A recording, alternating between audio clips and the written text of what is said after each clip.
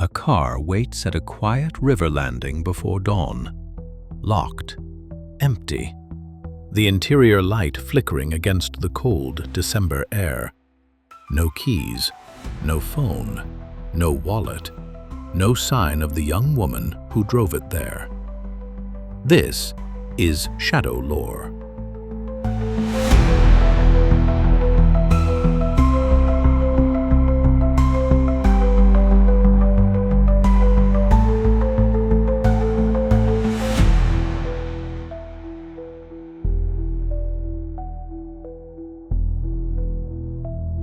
Myrtle Beach, South Carolina, days before Christmas. A disappearance begins in the hours when most of the coastline sleeps. Heather Elvis is 20, a hostess, a student, rebuilding her life. 2 months earlier, she ended a relationship with a married man, Sidney Moorer. According to court testimony, the breakup was volatile. Confrontations, threats, unwanted contact from his wife, Tammy.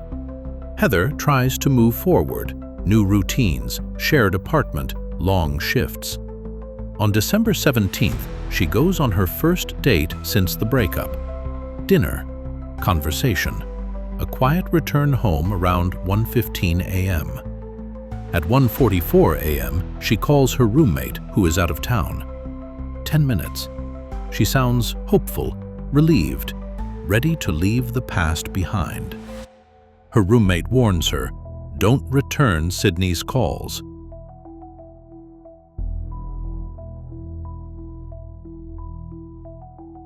Heather says she'll sleep. She doesn't. Phone records reconstruct the next hours. After the roommate call, Heather's phone becomes active again. Investigators later testify that Heather believed she might be pregnant. Co-workers noticed changes, and a test she took returned an error. Earlier that night, at 1:12 a.m., surveillance footage shows Sidney at Walmart, buying cigars and a pregnancy test.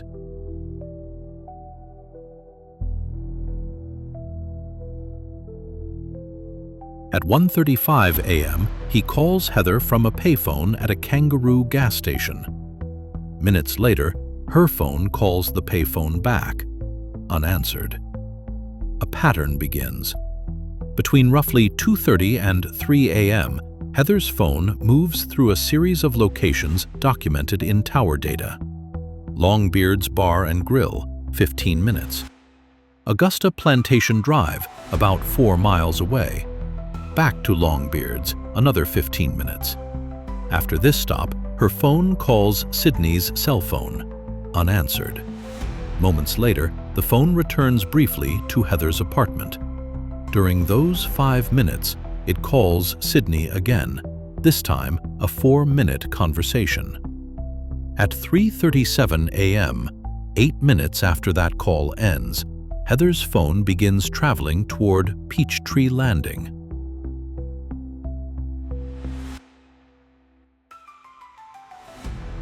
Between 3:39 and 3:41, 3 calls are made to Sidney's phone. None are answered. At 3:41, one final attempt. A minute later, all data from Heather's phone ends. Its last detectable location? Somewhere inside the Waccamaw National Wildlife Refuge. Detectives review surveillance along the route between the Moorer home and the landing. 2 cameras capture a dark Ford F-150 heading toward Peachtree Landing at 3:36 and 3:39 a.m.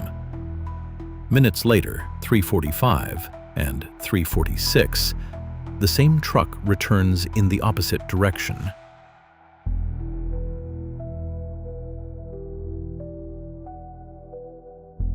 After analysis by the South Carolina Highway Patrol and the FBI, the truck is identified as Sidney's.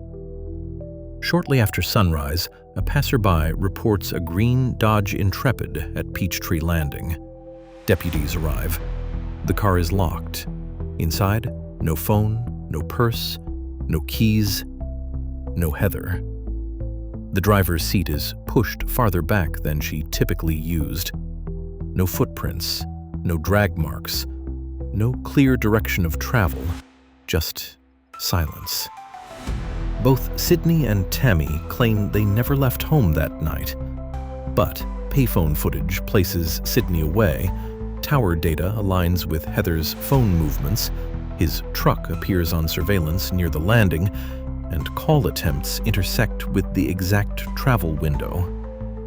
The night begins to fold into one narrow path. Search teams comb the riverbanks, forests, and waterways. Dive teams sweep channels thick with current. Volunteers walk for miles. Nothing is ever found. Heather Elvis's family and friends mounting a search across several counties again this morning. Teams of volunteers fanning across South Carolina in the bitter cold, searching by boat, by ATV, on foot and horseback.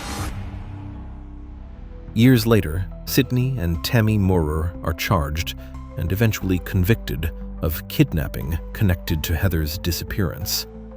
Without a body, murder charges cannot be filed. This morning, Sydney and Tammy Moorer are behind bars in connection with the disappearance of 20-year-old Heather Elvis. I wanted to feel happy about it, but there's no joy in it. Heather's still not home. And for over 2 months, frustratingly slow progress until Friday's arrest, where police also raided the couple's home. Anything that we release at this point, it could do a lot more harm than it could do good.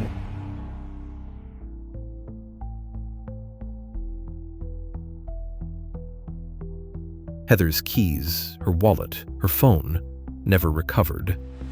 Her car remains the only physical object left behind. And the final hours, mapped by cell towers, draw a path investigators still cannot fully explain. To this day, no confirmed trace of Heather has surfaced. Not a signal, not a fragment. Only the silence remains. Each year, her family keeps a light burning during the holidays, a quiet signal to a daughter lost in the dark. If you have information that could help investigators, contact local authorities or your state's missing persons division. Even the smallest detail can shift a timeline or bring someone home. Some disappearances leave traces. Others leave silence. And in that silence, families wait, not for closure, but for truth. True crime, real horror, shadow lore, where every darkness hides a story. Subscribe if you dare.